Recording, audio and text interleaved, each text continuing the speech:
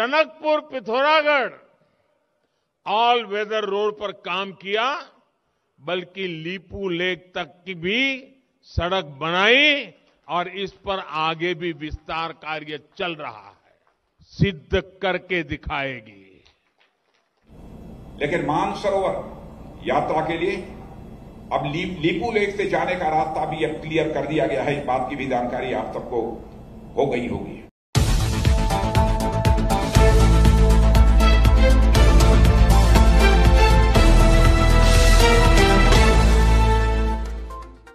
भारतले 10,000 गोर्खाली सेना कालापानी पठाउँदै भारतमा रहेका गोर्खाहरूले गरे डरलाग्दो खुलासा।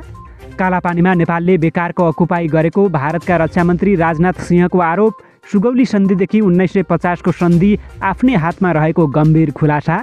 चीनले यही 2022 भित्र दुनियाँ चकित पार्न तयारी गर्दै बेलायती पत्रिकाले गर्यो डरलाग्दो खुलासा। भारतले कालापानी फिर्ता नगरे कडा आन्दोलन गर्ने भारतमा कार्यरत गोर्खा आर्मीको कडा चेतावनी। आमालाई अन्यायमा पारेर भारतको लागि लड्न नसक्ने निष्कर्ष। श्रीलङ्कालाई चीनले गर्यो अहिलेसम्मकै ठूलो सहयोग, ऋणमा डुबायो भन्नेलाई दियो गतिलो झापड। चीनले गर्यो ताइवानमा आक्रमण, रसियन सेनाले केही दिनमै युक्रेन कब्जा गर्दै। प्रदेश 2 को राजधानी जनकपुर र नाम मध्य प्रदेश 2/3 पारित। त्यसैको खुसियालीमा मध्य प्रदेशमा आज सार्वजनिक बिदा। नेपाली शान्ति सैनिकले गर्यो लेबनानमा यति अचम्मको काम, संयुक्त राष्ट्रसङ्घ नै पर्यो चकित। र सशस्त्र प्रहरीद्वारा नक्कली नोट बनाउन प्रयोग हुने 33 बन्डल कागजसहित 2 जना पक्राउ। पछिल्लो 3 वर्षमा नेपालको अर्थतन्त्रमा वृद्धि। नमस्कार, ग्रेटर नेपाल टिभीले तयार पारेको न्युज अपडेटबाट यहाँलाई हार्दिक स्वागत छ। अब सुन्नुहोस् पूरा समाचार। भारतीय रक्षा मन्त्री राजनाथ सिंहले कालापानीमा नेपालले बेकारको अकुपाई गरेको गम्भीर आरोप लगाएका छन्। कालापानी, लिपुलेक र लिम्फियाधुरा भारतको अभिन्न अङ्ग भएकाले तथा थुप्रै दस्तावेजहरूले पनि कालापानी, लिपुलेक र लिम्फियाधुरा भारतकै रहेको प्रश्न पारिसकेकाले कुनै हालत कालापानी क्षेत्र नेपालको हुन नसक्ने दाबी गरेका छन्। उत्तराखण्डको राजधानी देहरादुनमा चुनावी सभालाई सम्बोधन गर्दै उनले यस्तो बताएका हुन्। उनले सुगौली सन्धिदेखि 1950 का सन्धिका सकलप्रति समेत भारतकै हातमा रहेकाले नेपालले केही गर्न नसक्ने तर्क पनि अघि सारेका छन्। रक्षा मन्त्री सिंहले कालापानीमा अझै सेनाहरू दुब्बर पार्ने सङ्केत पनि गरेका छन्। कालापानीमा नेपाल र चीनबाट सुरक्षा चुनौती देखिएकाले थप सेना पठाउने बारेमा पनि छिट्टै छलफल हुने उनले बताएका छन्। भारतमा कार्यरत एक गोर्खा सैनिकले फेसबुकमा निकै डरलाग्दो खुलासा गरेका छन्। अमर गुरुङ नाम गरेका ती व्यक्तिले गोर्खा फौजलाई भारतले कालापानीको सुरक्षामा पठाउन लागेको डरलाग्दो खुलासा गरेका छन्। उनले भनेका छन्, हामी गोर्खाली सेनालाई भारत सरकारले नेपालकै भूमि कालापानीमा पठाउँदैछ। हामी निकै अप्ठ्यारो स्थितिमा छौँ। रोजीरोटीको लागि भारतीय सेनामा लागियो, तर आज आफ्नै भूमि पराईले कब्जा गर्दा पनि अझ उल्टै उसकै पक्षमा उभिएर आफ्नै भूमि भारतको हो भन्न मनले कहाँ मान्छ र भन्दै सामाजिक सञ्जालमा दुखेसो पोखेका छन्। भारतमा रहेका गोर्खा सैनिकले कालापानी भारतले फिर्ता नगरे भारतभित्रै कडा आन्दोलन गर्ने चेतावनी दिएका छन्। कालापानी नेपालको अभिन्न अङ्ग भएको र त्यो कुरा विभिन्न सन्धि सम्झौता र दस्तावेजहरूले पनि नेपालकै हो भन्ने प्रश्न पारिसकेकाले निशर्त कालापानी क्षेत्रबाट भारत पछि हट्नुपर्ने माग राखेका छन्।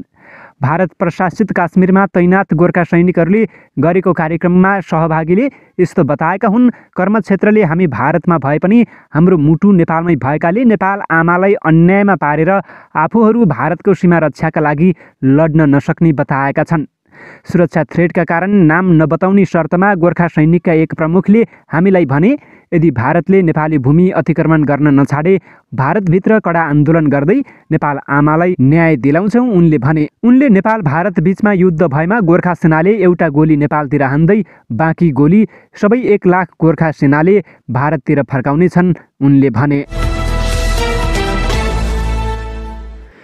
चीनले सन् 2022 मा विभिन्न किसिमका परीक्षण गरेर संसारलाई छक्क पार्न लागेको विशेषज्ञहरूले अनुमान गरेका छन्। US national security council coordinator for Indo Pacific Kurt क्याम्पबेलले गत साता यस्तो चेतावनी दिएका हुन्। Centre for strategic and international स्टडिजमा उनले बताए अनुसार विश्वमा आश्चर्य पार्ने कदम कसले उठाउला भनी मलाई सोध्नु भएमा प्रशान्त क्षेत्रमा चीनले त्यस्तो कदम उठाउन सक्छ जस्तो लाग्छ। आफूहरू यस विषयमा गम्भीर रहेको उनले बताएका छन्। चीनले हिन्द प्रशान्त क्षेत्रमा सम्झौताहरू गरेर नयाँ सहयोगी खोज्न सक्ने र अघि बढ्नका लागि रणनीति बनाउन सक्ने उनले बताएका छन्। अमेरिकाले चीनको बढ्दो कदमको चाप सुनेर त्यसको व्यवस्थापनका लागि 2 दशकदेखि प्रयास गरिरहेको छ। अमेरिकाका गुप्तचर संस्थाहरूले यसमा नजर राखिरहेका छन्। अमेरिकाका पूर्व राष्ट्रपति डोनाल्ड ट्रम्पले टिपिपीबाट अमेरिकालाई बाहिर निकालेर चीनलाई फाइदा पुर्याएका थिए। त्यसपछि हिन्द प्रशान्त क्षेत्रका मुलुकले चीनलाई आफ्नो सबभन्दा ठूलो व्यापारिक साझेदार मानेका छन् अनि चीन एसियामा ठूलो शक्ति बन्दै गयो। चीनले प्रशान्त महासागरमा रहेका साना मुलुकहरू सोलोमन टापु समूह, किरिबाटी र भ्यानुआटीमा समेत प्रभाव जमाउन थालिसकेको छ। त्यहाँ उसले विभिन्न पूर्वाधार निर्माण गरिरहेको छ। चीनका लडाकु विमानहरू फेरि ताइवानको सीमामा प्रवेश गरेका छन्। सन् 2021मा चीनका लडाकु विमानहरूले कीर्तिमान कायम गर्दै ताइवानको एयर स्पेसमा प्रवेश गरेका थिए। सन् 2022को 15 दिनमा पनि उनीहरू 9 पटक त्यहाँ पुगिसकेका छन्। यी घटनाहरूका कारण चीन र ताइवान बीचको तनाव बढिरहेको छ। ताइवानलाई चीनमा पुनर्एकीकरण गर्नका लागि यो सब गतिविधि भइरहेको हो। चीनले ताइवानलाई आफ्नै एक प्रान्त मान्ने गरेको छ र अन्तगत त्यो फेरि चीनकै हिस्सा हुने बताएको छ। उता ताइवान आफूलाई स्वतन्त्र राष्ट्र मान्छ, उसको आफ्नै संविधान छ र जनताले छानेको सरकारको शासन पनि रहेको छ। चीनले ताइवान नियन्त्रणमा लिएमा पश्चिमी प्रशान्त महासागरमा आफ्नो दबदबा देखाउन पाउनेछ। त्यसपछि ग्वाम र हवाई टापुहरूमा रहेको अमेरिकी सैन्य अड्डा पनि जोखिममा पर्नेछन्। तर चीनले आफ्नो उद्देश्य शान्तिपूर्ण रहेको बताएको छ। ताइवानका रक्षा मन्त्रीले चीनसँगको सम्बन्ध विगत 40 वर्षमा सबैभन्दा खराब चरणमा रहेको बताएका छन्। त्यसो त चीनले गैर सैन्य तरिका अपनाएर पनि ताइवानलाई आफूसँग मिलाउन सक्छ। दुई देशबीच आर्थिक सम्बन्ध बलियो बनेमा पुनर्एकीकरण सम्भव हुन्छ। तर दुई देशबीच लडाईँ भएमा ताइवानको सैन्य शक्ति चीनका अगाडि टिक्न सक्दैन। चीनले सेनामा गर्ने वार्षिक खर्च अमेरिका पछिको सबैभन्दा धेरै रहेको छ। उसको सैन्य शक्ति विविध र विशाल रहेको छ। क्षेपणास्त्र प्रविधि, जलसेना, वायुसेना, साइबर सेना सबैमा चीन अब्बल रहेको छ। पश्चिमका कतिपय जानकारहरूका अनुसार दुई देशबीच भिडन्त भएमा ताइवानले जोडबल लगाएर चीनको आक्रमणलाई केही सुस्त बनाउन सक्छ। उसलाई अमेरिकाले सहयोग गर्न सक्छ। तर अमेरिकाले ताइवानका विषयमा रणनीतिक अस्पष्टताको नीति अपनाएको छ। अर्थात् अमेरिकाले जानी बुझी आफ्नो नीति दोधारी राखेर ताइवानमाथि चीनको आक्रमण हुँदा कसरी ताइवानलाई सहायता गर्ने भन्दैन। कूटनीतिक रूपमा अमेरिकाले अहिले एक चीन नीतिलाई समर्थन गर्ने गरेको छ। उसको औपचारिक सम्बन्ध ताइवानसँग नभई चीनसँग रहेको छ। सन् 2021मा चीनले ताइवानको वायु रक्षा क्षेत्रमा आफ्ना लडाकु विमान पठाइ गरेर दबाब दिएको थियो। कुनै देशको वायु रक्षा क्षेत्रमा देशको रक्षाका लागि विदेशी विमानहरूलाई चिनेर तिनको निगरानी र नियन्त्रण गरिन्छ। ताइवानले सन् 2020मा विमानहरू पसेको आँकडा सार्वजनिक गरेको थियो। यस किसिमको प्रवेश अघिल्लो अक्टोबर महिनामा निकै बढ्यो। अक्टोबर 2021मा एक दिनमै चीनका 65 विमानहरू ताइवानी क्षेत्रमा प्रवेश गरे।